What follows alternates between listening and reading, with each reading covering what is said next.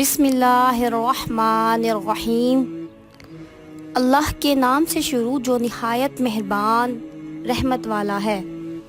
السلام علیکم ورحمۃ اللہ وبرکاتہ۔ حضرت ابو سعید ضحاک بن قیس فہری سے مروی ہے کہ اس نے کہا کہ میں نے رسول اللہ صلی اللہ علیہ وآلہ وسلم کو فرماتے ہوئے سنا۔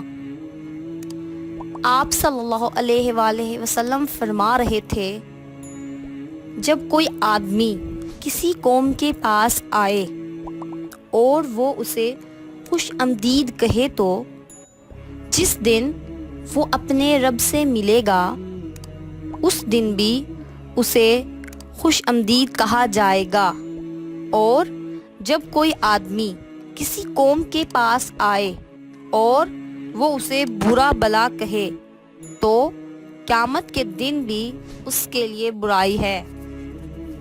جزاک اللہ خیرہ۔ Subscribe for more videos.